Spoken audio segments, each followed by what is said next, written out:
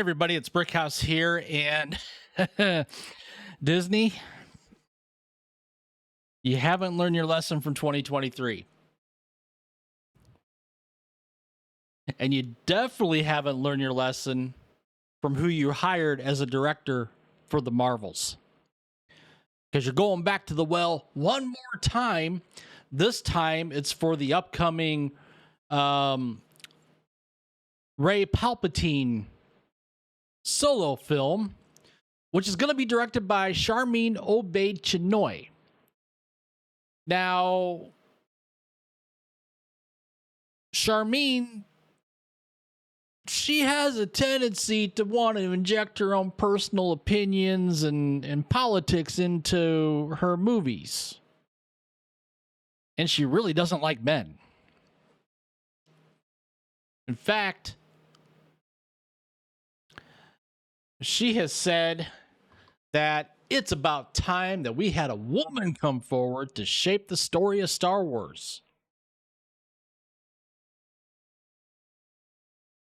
In a declaration that could seemingly only come from someone who spent the last decade completely detached from the once beloved sci-fi franchise, director Sharmeen Obaid-Chinoy has opined that one particularly exciting aspect of her upcoming Rey solo film is that it will finally allow women to guide Star Wars narrative direction.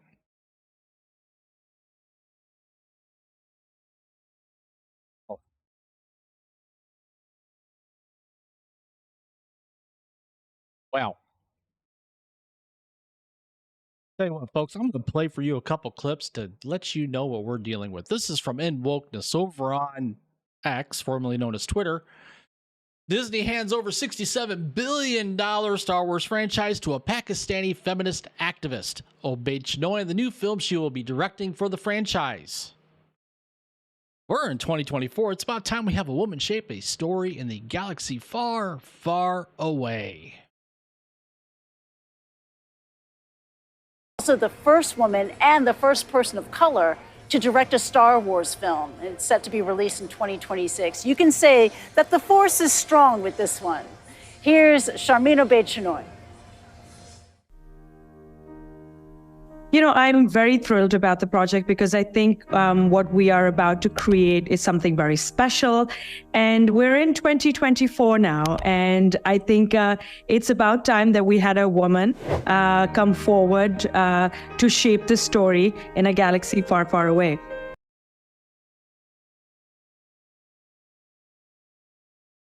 Now, that's the first one. Let's go on to number 2. This is from Matt Walsh over on X. Here's the feminist director of the next Star Wars film saying that her goal is to make men uncomfortable.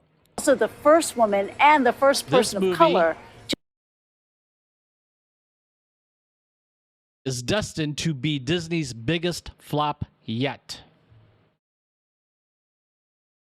What is the balance of activating a force for change, but also trying to permeate that patriarchy, that power structure? And is that a part of the calculation of your art as well? And what's been the reaction to that? Oh, absolutely.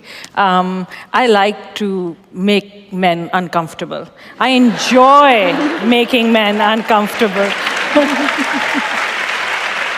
Not you, just not you. Not you. Point taken, point taken. But, you know, it is important to be able to look into the eyes of a man and say, I am here, and recognize that. And recognize that I am working to bring something that makes you uncomfortable, and it should make you uncomfortable because you need to change your attitude. And it's only when you're uncomfortable, when you're shifty, when you have to have difficult conversations that you will perhaps look at yourself in the mirror and not like the reflection. And then say, maybe there is something wrong with the way I think, or maybe there is something wrong with the way I am addressing this issue.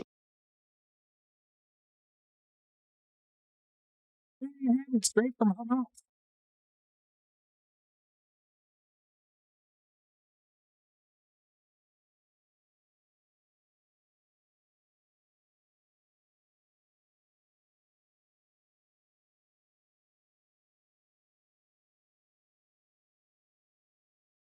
So to go on here, as noted above, as this taps into those two snippets I just played, the 2-episode Ms. Marvel director's comments come off as absolutely baffling given the very real attention the overall Star Wars franchise has given to the female perspective.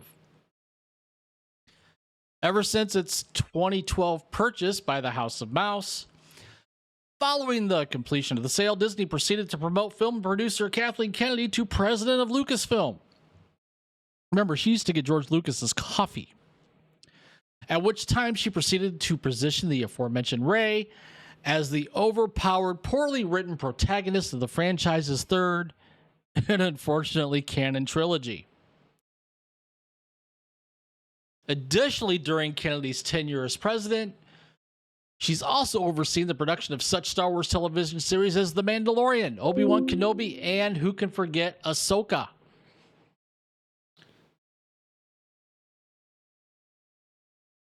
Each of which made heavy-handed, even forceful attempts at boosting the franchise profiles of their respective female leads, often at the expense of their male counterparts' characters. For example, since her introduction in The Mandalorian, Bo-Katan has managed to upstage Din Djarin at nearly every turn of their adventures, with even the climax to the latter's ongoing feud with Moff Gideon being brought to a close by his female ally. Obi-Wan Kenobi, remember the little girl playing Leia? How all the bad guys couldn't catch her running through the woods? Despite her being far more inexperienced in combat and force manipulation than even her fellow Inquisitorious members, remember the Inquisitors,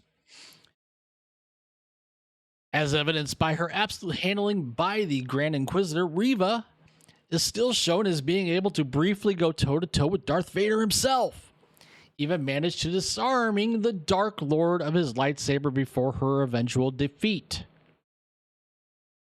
And then you have Ahsoka, which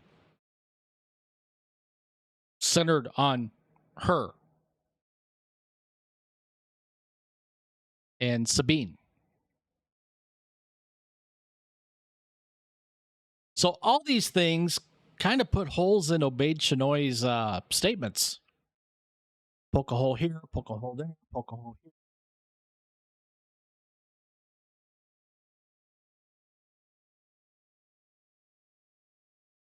Let's poke a few more holes, shall we? Countering the direct reality, not only has women served in various behind-the-scenes roles across the franchise, such as New Hope editor Marcia Lucas.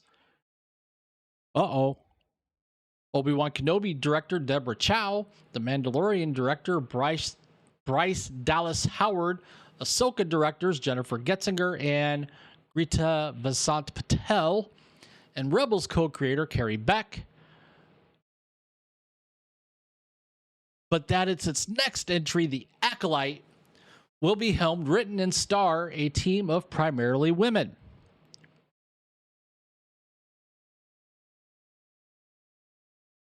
Harvey Weinstein's former, I want to say, assistant.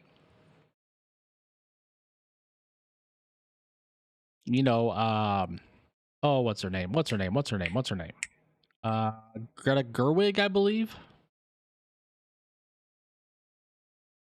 No, Leslie Headland. Pardon me, that's Leslie Headland, who used to work for Harvey Weinstein.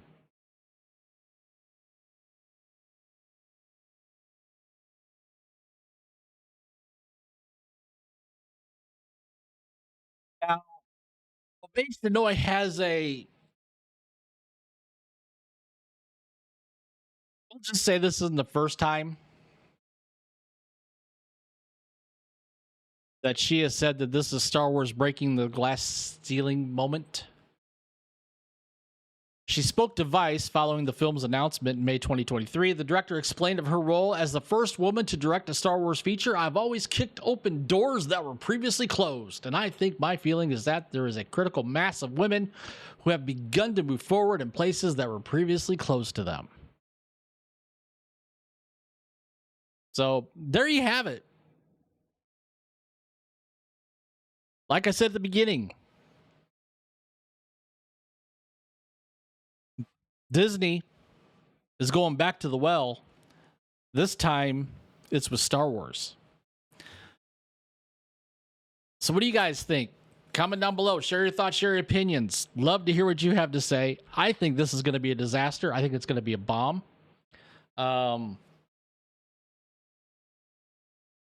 Can't wait for 2026 to get here so I can make a few videos about it.